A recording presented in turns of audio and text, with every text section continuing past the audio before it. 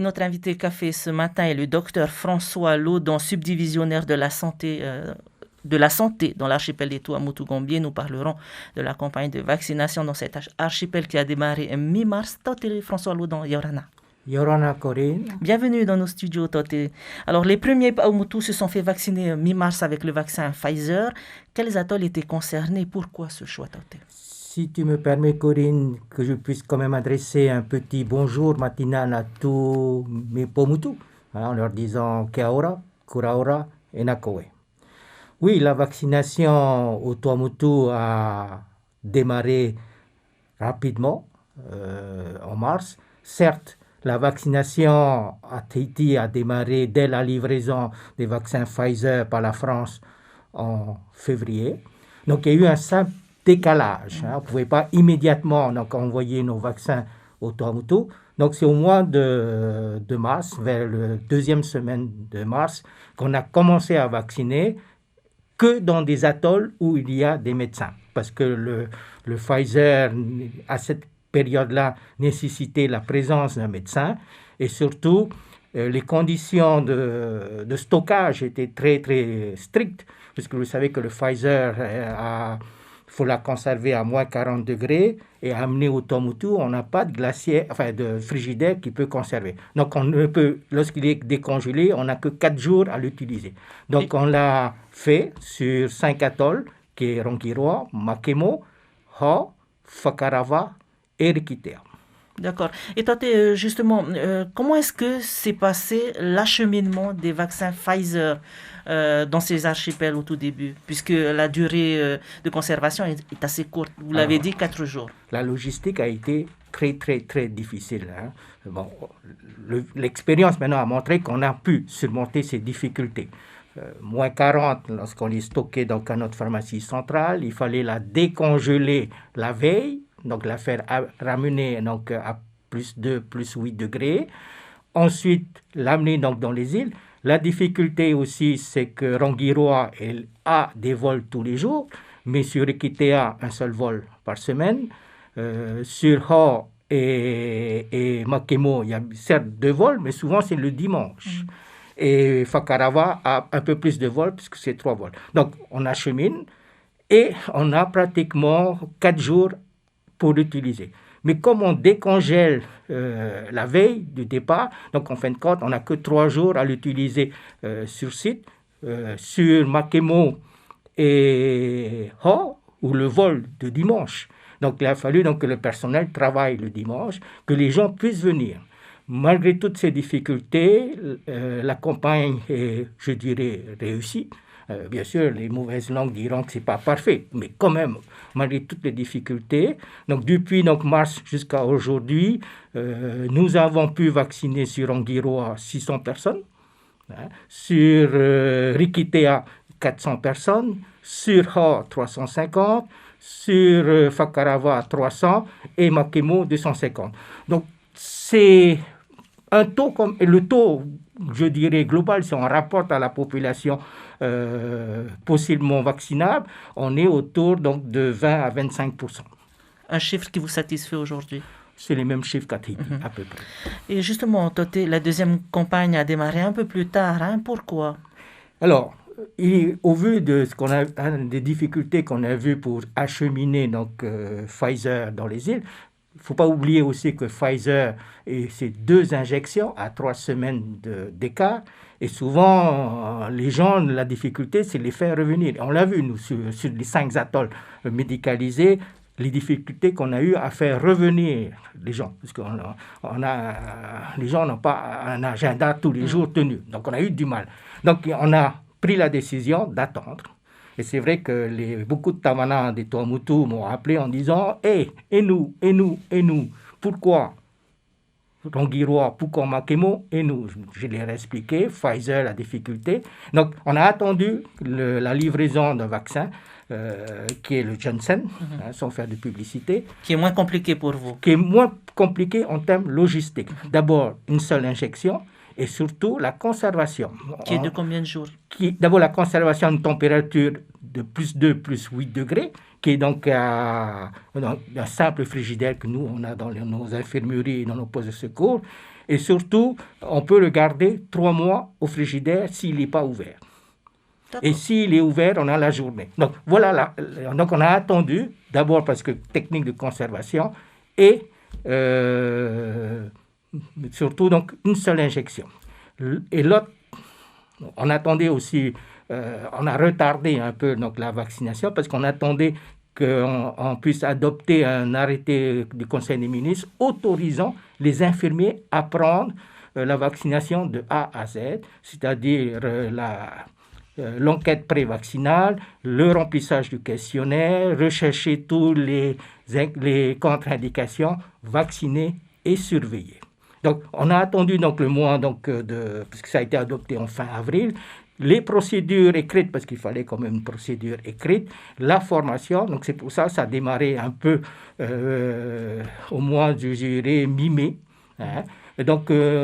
Et on a donc pu le faire que dans nos infirmeries. Il faut le savoir, donc, nous n'avons qu'une douzaine d'infirmeries au Tuamotu.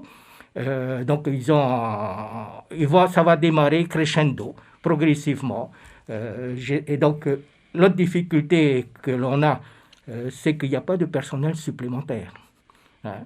C'est pour ça que, bien sûr, qu'on aurait pu faire des lieux éphémères comme à Tahiti, mais au Tuamotu, on a pris le temps pour dire, hein, il y a un adage à Tuamotu qui dit « Haremaru, Harepapu ».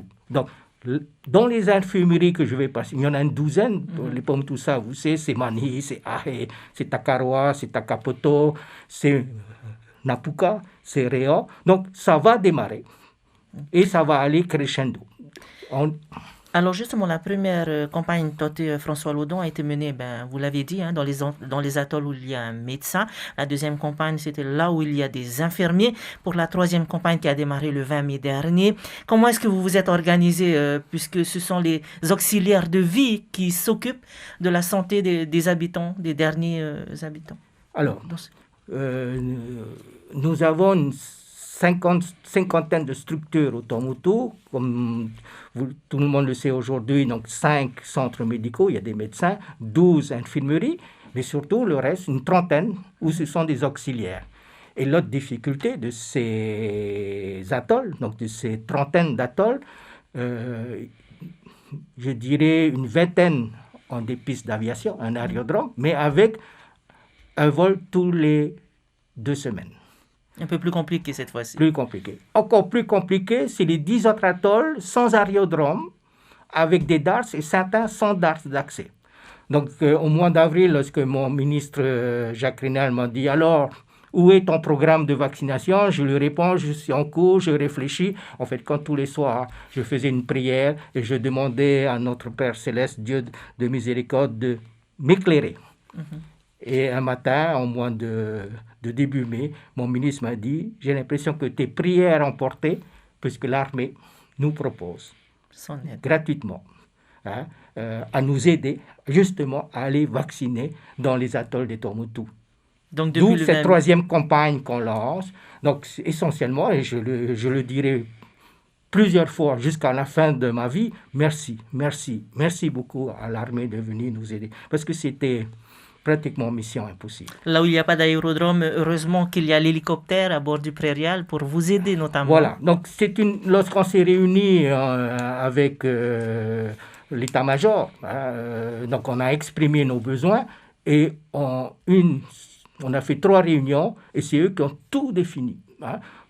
Aujourd'hui, bien sûr, chacun dit ça marche, mais ça n'a pas été facile. Heureusement que les militaires qui connaissent bien la logistique a planifié. Donc, il y a mis à disposition de tous leurs moyens logistiques, en premier les avions, soit le CASA, soit le Gardien, donc on pourra en parler si on a le temps dans chaque étape. Et enfin, la dernière qui est très médiatisée aujourd'hui, c'est l'utilisation donc, de la frégate maritime, le Prairial, qui a au sein de cette structure un hélicoptère, qui nous a permis donc, pendant 10 jours d'aller dans des atolls difficiles d'accès. Et c'est l'hélicoptère, lorsque le navire s'approche de l'atoll, et c'est l'hélicoptère qui nous dépose pour aller vacciner. Et justement, Totelo, donc, quelles sont les questions, les interrogations des habitants lorsque vous allez à leur rencontre? Est-ce qu'ils sont facilement intéressés par le vaccin ou il y en a beaucoup quand même qui sont réticents? Alors, avant d'aller sur le terrain, donc, j'ai demandé à tous mes auxiliaires, à tout mon personnel, même dans les infirmeries, de recenser les volontaires. Parce qu'on ne peut pas partir à l'inconnu sans savoir quelle est vraiment la population, le nombre de vaccinés. Donc, j'ai demandé à mon personnel, ne nous cachons pas, il n'y a que la moitié qui sont des gens présents sur l'atoll qui se sont manifestés pour venir s'inscrire. Donc, on savait qu'on allait partir, qu'il y avait, par exemple, dans des atolls, là, je prends Hérétoué, il n'y en a que 20, dans des atolls, donc pratiquement que la moitié. Et donc, au vu de ce constat, lorsqu'on arrive sur un atoll, aussi bien par avion, donc CASA ou aéronef, ou sur le prairial, lorsqu'on arrive sur site, on ne vaccine pas tout de suite, on demande à Tawana, est-ce qu'on peut regrouper un peu, pas toute la population, mais les gens, et on fait pas une formation, une information, une sensibilisation sur la vaccination. Donc on prend, disons une demi-heure, beaucoup de questions. D'accord. Et souvent, je trouve légitime que tout le monde, moi le premier, mais tout le monde se pose des questions. D'abord, la vaccination n'est pas obligatoire, mais il y a des questions et je comprends que beaucoup sont réticents parce qu'ils se posent beaucoup de questions. Et le problème dans pas seulement la vaccination, mais dans cette pandémie du Covid, c'est qu'on a plein de questions et surtout, on a beaucoup d'informations. Je ne parle pas de la désinformation, mais j'ai dit il y a trop d'informations. Mais moi, j'ai du mal à filtrer avec toutes ces informations. Alors, dans les îles, n'en parlons pas. Même ceux qui sont pas très bien équipés, heureusement qu'ils ont accès à Polynésie Première, ils regardent un peu la télé, mais beaucoup, ils n'ont pas Internet.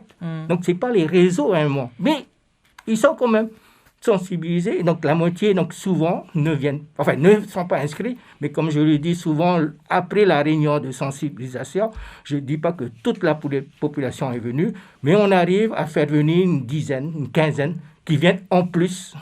Donc, en termes logistiques, lorsqu'on va sur le terrain, on emmène toujours des doses supplémentaires. D'accord. Alors, Toti, il nous reste encore quelques secondes. Une petite réaction par rapport à la décision du Conseil des ministres hier d'autoriser la vaccination pour les enfants âgés d'à partir de 12 ans. Comment est-ce que vous allez vous organiser à ce niveau-là concernant votre archipel? Alors, c'est une réaction très, très technique. Par exemple, le Pfizer, on l'autorise à partir de 16 ans. Le Janssen que nous, on utilise beaucoup au Tuamotu, même aux Marquises, aux Australes, c'est à partir de 18 ans. La nouvelle autorisation donnée hier par le Conseil des ministres, ce n'est que pour le Pfizer et à compter de 12 ans. Pour l'instant, le fabricant du vaccin Janssen n'a pas encore obtenu son autorisation. Donc, on attend que si le jour où il sera autorisé, on vaccinera donc les enfants tout en sachant que la campagne, la deuxième ou troisième campagne ne va pas être aussi simple parce qu'il y a un coût. Je disais, l'armée ne nous facture pas, mais quand même ça a un coût. Mais comme je dis toujours, la santé a un coût, certes, mais elle n'a pas de prix. Exactement, et ce sera d'ailleurs votre dernier mot, Toté François Laudon Marurumetei. On arrive au terme de ce rendez-vous quotidien. Merci Toté François Laudon pour toutes ces informations.